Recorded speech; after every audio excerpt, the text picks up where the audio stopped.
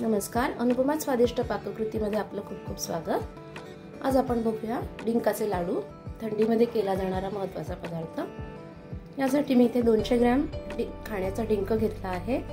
पाव किलो खारीक बारीक तुकडे करून घेतले आहेत। पाव किलो खोबरं इथे घेतलेलं आहे, हे पण मी बारीक करून घेणार आहे।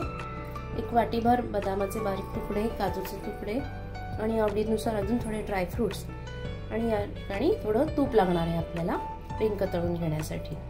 तसंच अर्धा किलो गूळ इथे मी बारीक चिरून घेतलेला आहे, ज्याचा थोडासा पाक करून आपण हे सगळे जिन्नस त्याच्यात मिक्स करून लाडू बांधणार आहोत। तर मग आता मी हे बारीक करून घेते दोन्ही। शिवाय याच्यासाठी मी इथे 100 ग्रॅम जो डिंक आहे तो तळून घेणार आहे आणि 100 ग्रॅम थोडासा खोबऱ्यासोबत इथे किंवा साखरेसोबत बारीक पावडर करून घेणार आहे। निम्म्याची पावडर घालायची आहे आणि निम्मा आपल्याला तळून घ्यायचं आहे।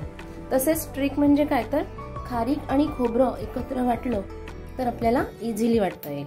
सो हे दोन्ही मिक्स करून थोडं मी घालते।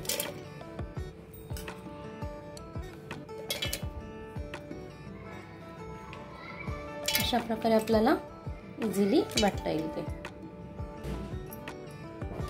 अशी खूप छान इथे पावडर झालेली आहे, इझिली वाटलं गेलेलं आहे। तर मी आता ही सगळी अशी खारीक आणि खोबऱ्याची पावडर करून घेते। अगदी 5 ते 7 मिनिटात आपली ही अशी पावडर झालेली आहे। मी इथे ही सगळी काढून घेते।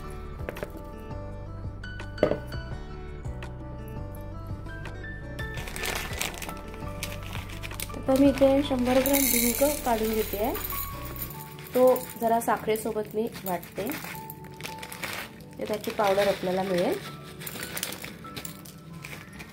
आणि उरलेला डिंक आपण तळून घेऊ। असं थोडा थोडा करत आपल्याला डिंक याच्यात फुलवून घ्यायचा आहे।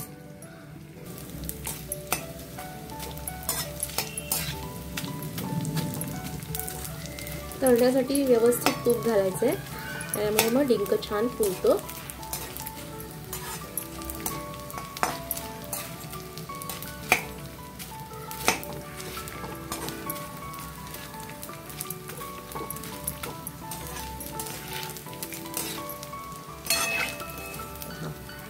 सगळा डिंक छान फुललेला आहे, याच्यात काढून घेते।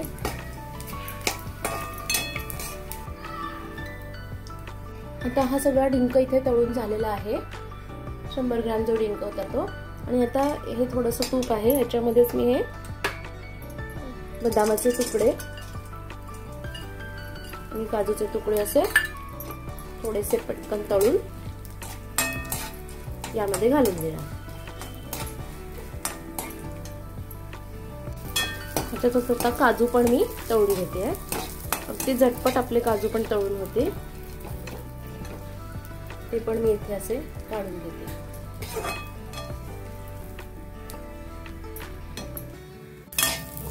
त्याच्यातच थोडे बेदाणे पण मी परतून घेते। अर्धी पाऊण वाटी तूप मला या सगळ्यासाठी लागलेलं आहे।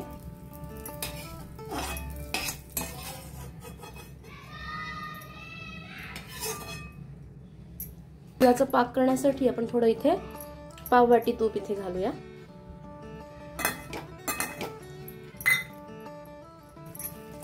सगळा गूळ मी इथे पाव वाटी तुपात घातलेला आहे आणि इथे अगदी छोटं पाव वाटी एवढं पाणी मी याच्यात घालते। गॅस मंदच ठेवायचा आपल्याला आणि हा सगळा गूळ विरघळेपर्यंत आपल्याला हलवायचा आहे। अजून गूळ विरघळतोय, मंद ह्याच्यावरच आपल्याला गूळ विरघळवून घ्यायचा आहे। विरघळल्यानंतर जास्त उकळवायचं नाहीये, नाहीतर मग पाक कडक होऊन लाडू कडक होऊ शकतात। जस्ट गूळ सगळा विरघळेपर्यंत आपल्याला हा पाक गरम करायचा आहे।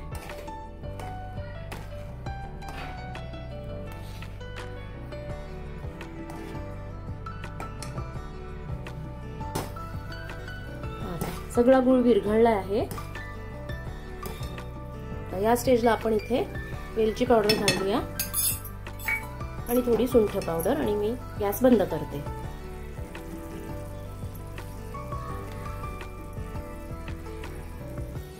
तसेच आता याच्यामध्ये हे सगळं मिश्रण आपल्याला घालायचं आहे.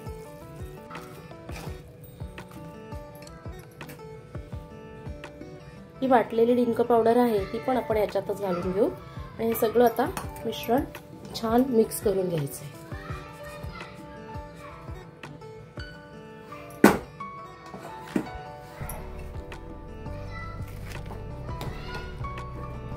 गरम असतानाच हे घालायचं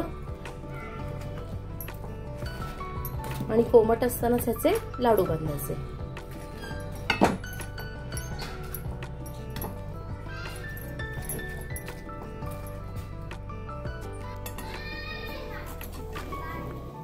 अशा प्रकारे हे सगळं मिश्रण या ह्याच्यात मिक्स झालेलं आहे. अर्धा किलो गुळासाठी पाव वाटी पाणी आपल्याला पुरेसं होतं पाकासाठी आणि त्याच्यामध्ये त्या पाकामध्ये अशा प्रकारे हे सगळं मिश्रण याच्यामध्ये व्यवस्थित मिसळून आलेलं आहे. आणि आता हे कोमट असतानाच आपण याचे लाडू बांधून घेऊया. म्हणजे अर्धा किलो गुळासाठी पाव वाटी पाणी एवढं पुरेसं आहे या पाकासाठी. तसेच सगळं तळण्यासाठी आपल्याला साधारण 2 ते 1 वाटी तूप पुरेसं झालेलं आहे. डिंक आपण तुपात तळलेला आहे त्यामुळे तो पण आपण जेव्हा लाडू बांधतो त्यावेळेला त्याचंही तूप सुटू लागतं याला. आवडत असल्यास याच्यात खसखस आणि अजून इतरही ड्रायफ्रुट्स तुम्ही घालू शकता, पण आज मी अशाच या पद्धतीनेच केले आहेत. आता याचे लाडू बांधून घेऊ. अशा प्रकारे आपण अगदी इझिली हे ड्रायफ्रूट लाडू बांधू शकतो आणि तूपही व्यवस्थित आहे. जे पाकासाठी पण तुम्ही जे थोडंसं तूप घातलं होतं ते न घालता देखील हे लाडू आपण करू शकतो. अगदी 1 चमचा तूपही गुळ विरघळण्यासाठी पुरेसं होत आहे. तर नक्की ट्राय करून बघा आणि रेसिपी इन्स्टंट एनर्जी देणारे हे ड्रायफ्रूट लाडू नक्की थंडीसाठी करायलाच हवे.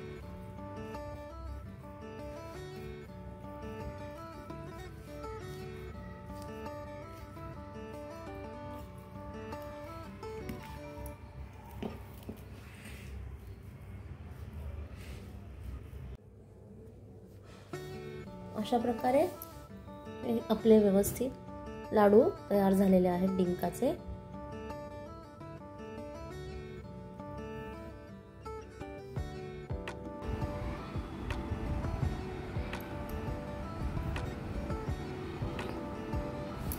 अशा प्रकारे वरील साहित्यामध्ये इथे हे 50 डिंकाचे लाडू ड्रायफ्रूट लाडू छान तयार झाले आहेत.